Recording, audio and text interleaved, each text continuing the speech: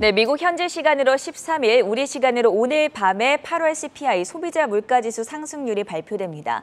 증시와 또 달러 앞날과 관련해서 워낙 중요한 사안인 만큼 오늘 관련된 내용 미리 알아보는 시간 마련했는데요. 도움 말씀 위해서 한국경제신문의 한상춘 논설위원 모셨습니다. 안녕하십니까? 네, 안녕하십니까? 자, 추석 연휴 기간에 글로벌 증시는 쉼없이 움직였습니다. 4거래 연속해서 미국 증시가 그래도 상승을 했는데 종합적인 이야기부터 들어보도록 하죠. 네, 그림같이 상승했다 이런 표현이 나오고 또 4거래일 연속 상승하니까 미니 랠리다 이런 표현을 쓰는데요. 아무튼 올해 3년 만에 저희들도 뭐 이렇게 제사 지낼 때 많은 분들이 오시는 것을 제군이라 그러는데요. 네. 가장 많이 오셨어요. 그래서 모처럼 추석 분위기가 났는데요. 증시도 강하게 반등했다 이렇게 보겠습니다. 그래서 미국의 증시는 잭슨 미팅에 이렇게 파월 반응이 강한 매파 발언 이후에 주가가 좀 많이 떨어졌지 않습니까? 그렇죠. 그 이전세를 거의 회복한 상태고요. 무엇보다도 이번에 주가가 상승할 때 빅테크 업종을 중심으로 한 나스닥 지수가 많이 올랐습니다. 이때 월가에서는 역트래픈 딜레마에서 해소했다 하는 이 표현인데요. 나중에 경제 용어 해설 시간에 좀 말씀드리겠습니다. 예. 그리고 미국 증시뿐만 아니라 역시 그동안 잭슨 홀 미팅 이후에 미국 증시가 워낙 관심이 됐다 보니까 미국 증시가 상승하면 세계 증시도 상승한다. 그래서 아마 세계 주요국 증시 보면 어제 오늘 굉장히 모든 증시가 올랐을 겁니다. 그래서 미니래라는 표현이 거기서 나온다 이렇게 보면 되고요. 아마 추석 연휴 기간에 가장 많은 사건이 발생했던 것이 유럽이 아닌가 생각합니다. 네. 아시겠습니다는 엘리자베스 여왕의 서거 소식이라든가 이런 여러 가지 얘기가 있으니까. 근데 유럽 증시도 올랐었거든요. 나중에 이제 유로 가치도 다시 등가 수준을 회복하는 수준, 이 문제를 말씀드리겠습니다는 유럽 증시가 올라간 것이 증시의 강한 상승세를 반증하는 대목이 아니냐 생각합니다. 그래서 추석 연휴를 끝나고 난 한국 증시, 사실 세계 증시의 중간자 입장에서 바로메타 성격을 갖고 있는데요. 월가뿐만 아니라 외국인들도 추석 연휴가 끝난 한국 증시가 얼마나 오를까 하는 이 점도 국제사회에서 관심이 되는 대목이고요. 지금 시기적으로 보면은 중간선거가 2개월 앞에 다가왔지 않습니까? 그렇죠. 아무래도 이제 중간선거 때는 집권당인 민주당 입장에서 증시의 우월적인 이런 쪽의 재료들이 많이 나올 거로 이렇게 보이기 때문에 요 4거래일 연속 상승한 미니 랠리, 이게 중간 선거 랠리로 이어질 것이냐 하는 측면이 증시적 측면에서는 또 하나의 새로운 관심사로 부각되고 있다 이렇게 보겠습니다. 말씀해 주시는 도중에 빅테크 업종들이 역트리핀 딜레마 해소로 큰 폭으로 상승했다라고 언급해 주셨는데 여기서 역트리핀 딜레마는 어떤 내용일까요? 네, 트래핀 딜레마는 아마 시청자 여러분이 잘 아실 거고 이 시간을 통해서 몇 차례 말씀드린 적이 있는데요. 우리가 이제 세계 교역이 이렇게 증가하면 기축통화인 달러 공급이 늘어날 수밖에 없으니까 달러 공급이 늘어나면 달러 가치를 이렇게 유지하기가 어렵거든요. 이게 벨기에의 경제학자 트래핀이 주장해서 트래핀 딜레마다 이렇게 얘기하는데요. 역트래핀 딜레마는 반대적인 측면입니다. 지금 페드가 뒤늦게 지난 3월서부터 금리를 올리고 2월서부터는 QT를 유동성을 축소하지 않습니까? 네. 그럼 이제 내일 정도 이제 말씀드리겠습니다는 시중 유동성이 더 이렇게 축소되는 이런 상황에서 달러 유동성이 축소되면 달러 가치가 강세가 되는 상황이거든요.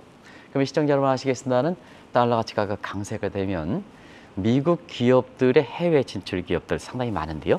이 기업들이 사실 해당국 통화에서 미국으로 이렇게 올 때에는 달러가 강세되면 수익이 이렇게 줄어드는 효과가 있거든요. 네. 근데 이것이 해소가 되니까 다음 달도 발표되는 3분기에 빅테크 업종들의 기업들의 실적 9월 달 정도 입장에서는 사실 이 부분에서 많이 좀 이렇게 역트래핑에 의한 수익률 감소폭이 좀 둔화되지 않겠느냐. 그러면 나스닥 지수가 끌어올릴 수밖에 없죠.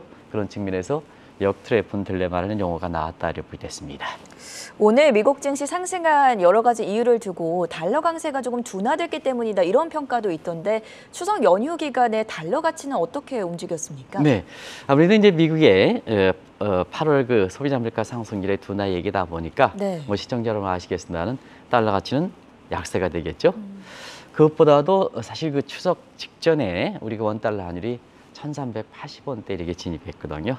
그래서 우리도 이 시간을 통해서 1,400원대 깡두시 라인을 돌파할 것이냐 이 점을 이거 말씀드렸는데요.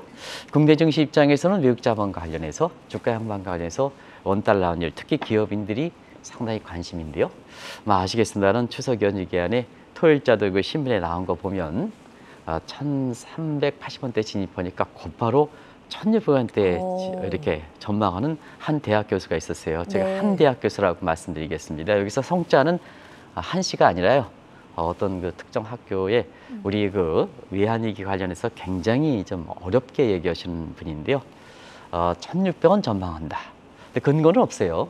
그리고 제2의 외환위기 가능성, 국가가 어려울 때도 제2의 외환위기 가능성을 서스럼없이 얘기하는 그런 분인데요. 사실 최근에 그 달러 강세에는 저희들도 이제 지켜봤습니다. 미국이 킹달러로 되면 실력이 미국 경제가 좋아서 올라가는 건 아니다 하는 그런 각정에서 킹달러 시각에 대해서는 반대 입장을 선호했거든요. 그런 측면에서 엔화라든가 유로화가 약세를 보이는 상태에서 반사적 측면에서의 그 달러 강세다 하는 말을 누누이 말씀드렸습니다. 그런 사항이 우리 추석 연휴 기간에 달러 가치에서 그대로 반영했다 이렇게 보겠습니다.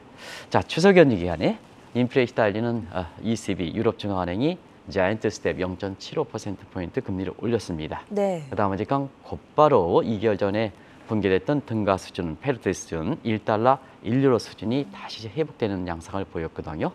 아시겠습니다만 달러 인덱스는 유로화의 비중이 58%를 차지하고 있다. 그렇죠. 그래서 달러 강세되면 유로화가 강세되면 달러가 약세되고 유로화가 이렇게 가치가 회복되면 달러가 약세된다 하는 것은 시청자분도 잘 아시지 않겠느냐 생각합니다.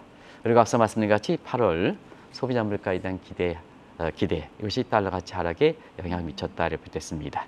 지금 말씀하신 대로 달러 인덱스를 보면 사실 추석 직전에 달러 인덱스가 한때 110을 넘어서기도 했지 않습니까? 네. 근데 이제 곧바로 죽어서 107에서 108대로 지금 움직이는 양상인데요.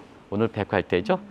장중한 때는 107대까지 진입하는 그 양상을 보였다 이렇게 됐습니다.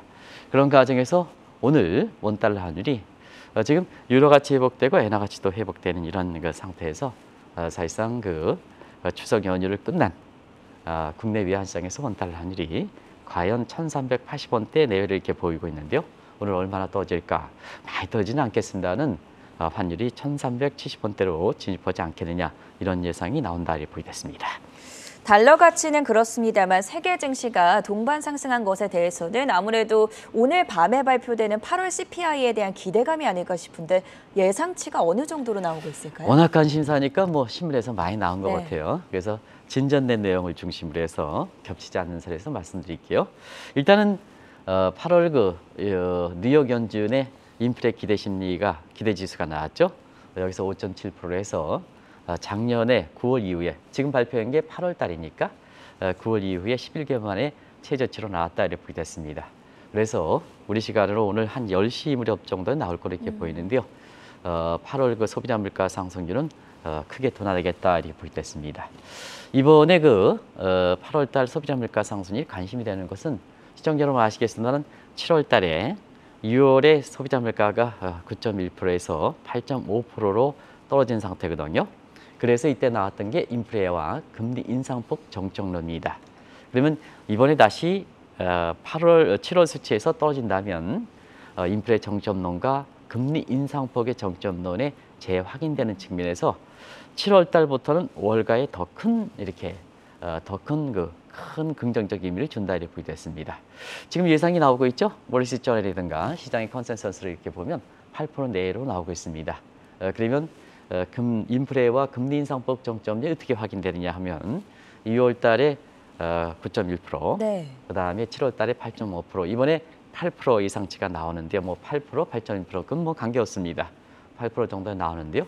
두 가지 요건이 충족된다. 처음으로 전월비 대비해서도 떨어지고 전년 동월 비에 떨어진다. 두 가지 요건이 전부 충족돼서 기저효과에 따른 이런 측면의 영향이 여기에서는 얘기할 수가 없다. 전월비도 떨어지고 전년 동월비도 떨어지니까 그런 측면에서 두 가지 요건을 한번 이번에는 충족된다 이렇게 보겠습니다. 그리고 일부에서는 지금 오늘 발표된 8월의 인플레 기대 심리가 기대 지표가 많이 떨어졌기 때문에 경우에 따라서 월가에서 사실 가장 기대하는 7%대까지도 진입하는 게 아니냐, 8% 밑으로 이것도 증시적 측면에서 상당히 관심이 되고 있다고 보겠습니다. 근데 이제 질적인 측면에서는 네. 근원 CPI와 관련된 생활물가 같은 경우에는 이번에 크게 떨어지긴 어렵거든요. 그리고 전월이 7월 달이 좀 많이 떨어졌습니다. 그래서 전월 비율 기념으로는 상승할 거로 이렇게 봅니다. 근데 시청자 여러분 아시겠습니다만 또 이 방송을 통해서 말씀드렸습니다는 지금 인플레 지표와 관련해서는 여러 가지 지표가 있거든요. 근데 국민의 입장에서는 지금 통화정책에서 근간이 되는 근원 PCE 물가 상승률보다도 CPI 보편적인 CPI 상승률이 굉장히 관심이 된다 이렇게 보겠는데요. 어쨌든 인플레가 엇갈리게 나온다 하더라도 월가 분위기는 가장 보편적 자태인 CPI 즉 소비자 물가 상승률이 둔화되느냐 여기에 따라서 빅테크 업종을 중심으로 해서 강하게 반등한 원인이 되고 있다고 보겠습니다. 피크아웃이 나오는 합리적인 이유가 있어야 될 것 같은데 7월보다 8월에 인플레 지표가 안정될 것으로 보는 특별한 배경이 있을까요? 이건 시청자 여러분이 한 4가지 요인을 꼽을 수 있다 이렇게 보겠습니다. 예. 그동안 아마 우리가 이 방송을 통해서 8월에 CPI는 많이 둔화된다. 7%대까지 진입할 수 있다 하는 이런 예상을 하면서 말씀드렸던 내용이 지금 월시저널이든가 이런 쪽에서 다시 한번 이렇게 거론되고 있습니다. 일단 가장 관심이 계절적 요인이죠. 계절적 요인에서 여름 휴가철에 CPI에 가장 큰 영향을 미치는 휘발유 가격이죠. 이게 6월에는 9.1% 됐을 때 이 휘발유가 전국 평균으로 갤런당 $5를 벗어났죠. 근데 이제 7월부터 진정되기 시작해서 지금은 $3도 붕괴됐습니다. 예. $3가 붕괴되느냐, $2 진입하느냐 하는 측면에서 미리 짚어드릴 때 시청자분들 중에 일부에서 미국에서 이렇게 유학을 하신 분으로 생각되는데요. 그렇게 빨리 떨어질 수 있지 않느냐, 떨어질 수 있느냐 하는 각도에서 좀 이렇게 문의를 해왔습니다는 계절적 요인은 추세의 트렌드가 아니기 때문에 잔차 요인이기 때문에 빨리 떨어질 수가 있습니다. 그래서 시청자 여러분 2개월 전에 갤런당 $5를 벗어났던 것이 지금은 $2대로 3%대로 $3대도 밑으로 떨어지고 있다. 이게 이제 첫 번째 8월의 CPI 상승률이 크게 둔화되는 원인으로 작용한다 이렇게 보게 됐고요. 네. 그리고 굳이 설명하기 전에 했습니다. 국제유가 많이 떨어졌죠. 국제유가 지금 $80대니까. 그다음에 CRB 지수 식물 가격 여기 이제 $87 이렇게 돼서 이게 한때 $130까지 갔던 거죠. 그렇죠. 그래서 사실 6월 대비해서 국제유가든 CRB 곡물 가격은 지금 30% 이상 떨어진 상태다 이렇게 됐습니다. 그리고 요즘 고용시장에서 임금 상승률이 굉장히 CPI 상승률에 영향을 미치는 큰 변수인데요. 지난번에 지난주에 고용 지표 나올 때 실업률이 3.5에서 3.7로 상승했다. 그러면서 임금 상승률은 그동안 지속적인 상승세에서 둔화됐죠. 5.2%로 7월 대비해서 동일한 수준을 유지했죠. 이 또한 CPI의 상승률에 안정을 되는 요인이다 이렇게 됐습니다. 그리고 마지막으로 한국은 집값에 대한 CPI의 가중치가 많이 적습니다는 미국은 굉장히 높거든요. 그러다 보니까 지금 30년 모기지 금리가 페드의 기준금리를 해서 한 6%대 근접하니까 어차피 미국도 수축사의 집값이 상승률이 많이 둔화되고 있다고 보이겠습니다. 그래서 상승률은 도시 지역에서 둔화되는 반면에 이미 지방에서는 하락세로 전환되고 있다. 이렇게 보시면 되겠습니다. 이런 4가지 요인이 결부돼서 8월 달에 CPI 상승률이 크게 둔화된다. 8.5에서 8%로 둔화되는 건 크게 둔화된다. 이렇게 보이겠습니다.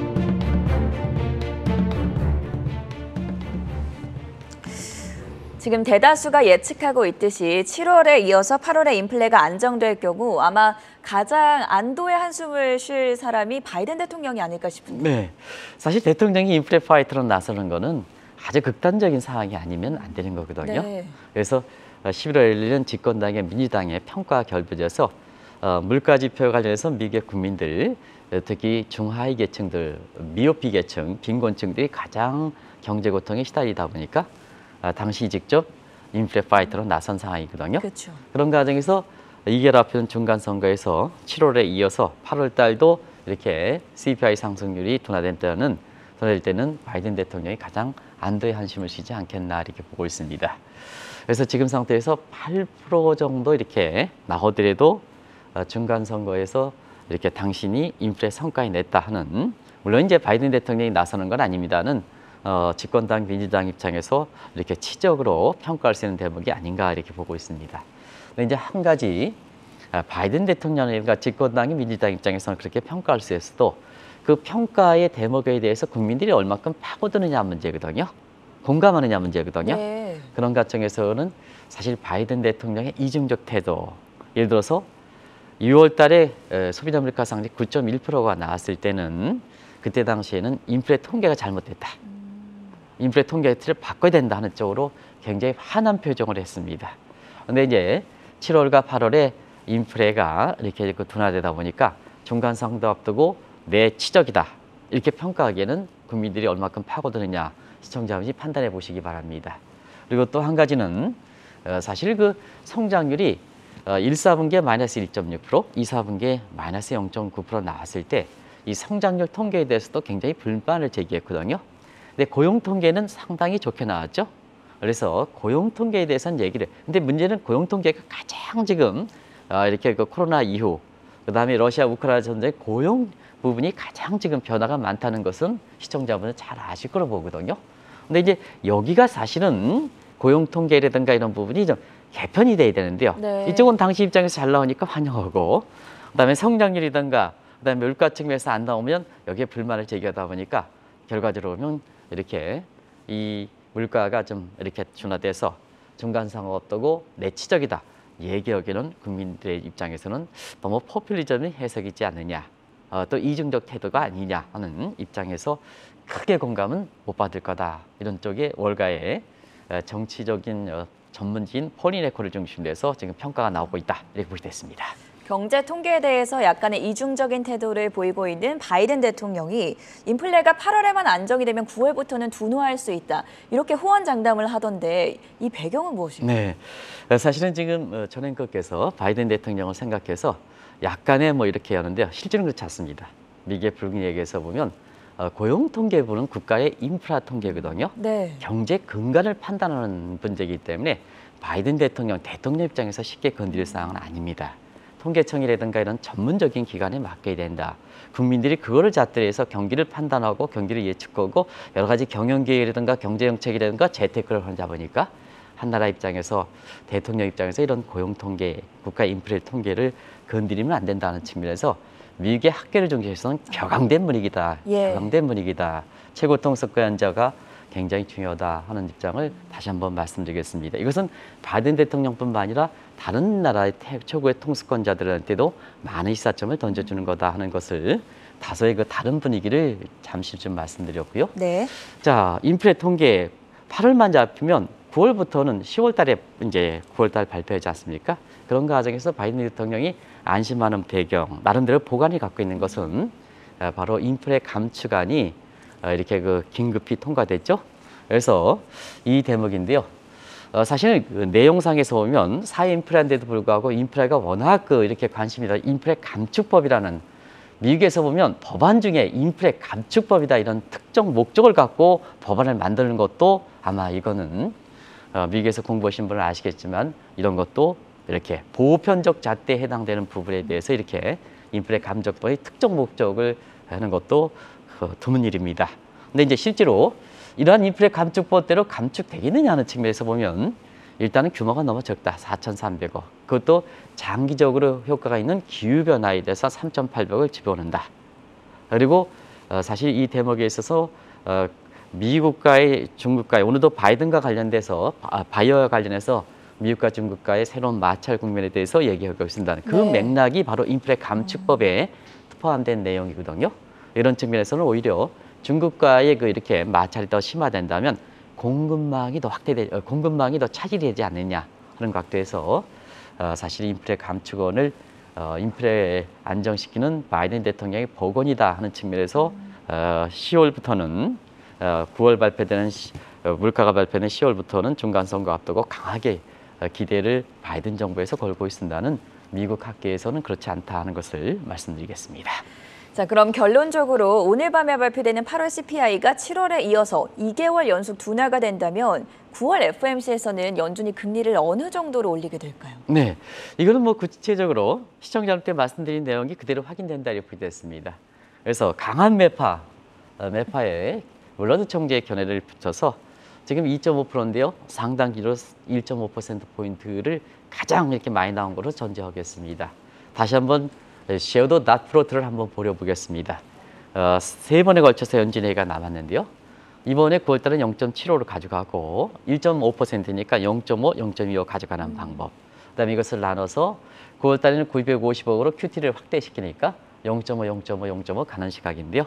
일단은 일전에 말씀드렸다시피 증시 입장에선 최악, 그리고 잭슨홀 미팅의 강한 매파 발언 이후에 증시를 떨어뜨렸던 1%포인트 100bp 인상 가능성은 방송을 통해서도 가능성이 적다는 것을 말씀드렸습니다는 예. 이번에 그 8월, 그 다음에 8월 인플레 기대 지표와 오늘 발표되는 인플레 그 CPI 지표로 인해서 이 가능성은 희박하다는 걸 말씀드리겠습니다. 근데 이제 물가는 항상 기대 심리를 한번 쥐면은 숨통을 뜨면 다시 고개를 꿈틀꿈틀 올리거든요. 그래서 스탑 앤드 홀드 정책을 취하는 겁니다. 정확히 얘기하면 한번 올리면 고, 그 다음에 그에서 정지하더라도 바로 내리는 게 아니라 스탑하고 거기에 홀드하는 상태, 고, 스탑, 홀드 정책을 취하는 상태에서 보면 9월달에도 0.75%포인트는 한 번 더 인상하지 않겠느냐. 그러나 6월달, 7월달 0.25%에 이미 증시적 측면에서 참여자들이 체화된 인버디는 상태이기 때문에 증시에 미치는 영향은 적겠다는 걸 말씀드리겠습니다. 위원님, 오늘까지 미국 증시가 4거래일 연속 미니 랠리를 펼치기는 했지만 사실 추석 직전까지 비관론이 팽배했던 상황인 만큼 인버스에 투자한 사람들이 많았습니다. 이분들 손실이 커질 것 같은데 여기에 대해서는 어떻게 보시나요? 네, 거짓말 같다니 올라갔다 하는 이 월가의 표현에 가장 이렇게 두려움을 갖고 있는 분이 공매도, 그렇죠. 인버스, 곤버스지 않느냐 생각합니다. 국내 언론에서는 추석 직전에 워낙 증시가 떨어져서 비관론에 팽배하다 보니까 추석 연휴 기간에 나온 거 보면 공매도 이게 뭐 급증했다는 이런 특집 기사들이 나온 거를 생각합니다. 근데 그림같이 올랐습니다. 저는 비관론에도 불구하고 그림같이 올라갔습니다. 근데 추석 직전에 저렇게 일부 증권사 2050, 그다음에 미스터 듬이라는 1800 떨어져 이런 과정에서 공매도 치고 인버스 치고 곤버스 치는 사람이 다시 나타나는데요. 그런 같이 올라가다 보니까 사실 손실폭이 얼마큼 다시 또 증가할 것인가. 5월에 FMC, 6월에 FMC 직전에 마찬가지로 다시 한번 이렇게 쳤던 분들이 손실이 어떻게 될까 하는 측면이 관심이 되고 있는데요. 항상 말씀드리는 이 시간을 통해서 무슨 논쟁 생각하지 말아라. 항상 종목 투자는 목표 수익률 방식대로 내 목표 수익률, 전 앵커가 몇 프로 수익 났다 하면 그대로 처분해달라. 네. 논쟁에 하지 말라. 그리고 포트폴리오를 지금은 다변해라. 전환기니까 이런 것을 꼭 말씀드리겠습니다. 그리고 일부 원달러인지 1380원 할 때 일부 교수가 1600원에서 뒤늦게 달러를 배팅한 시각이 있거든요. 근데 다시 한번 말씀드리면 2020년 3월 달에 이때의 기축통화에 그 기대를 해서 달러를 투자했던 분들이 대단히 손실을 기록했던 이런 악명을 이렇게 한번 경계할 필요가 있지 않냐 생각합니다. 네, 이번 주에 투자자분들이 가장 주목하시는 이슈죠. 8월 CPI 상승률 오늘 밤에 발표되는 만큼 이 부분에 대해서 미리 알아보는 시간 가져봤고요. 지금까지 한국경제신문의 한상준 논설위원과 함께했습니다. 대단히 고맙습니다. 네, 고맙습니다.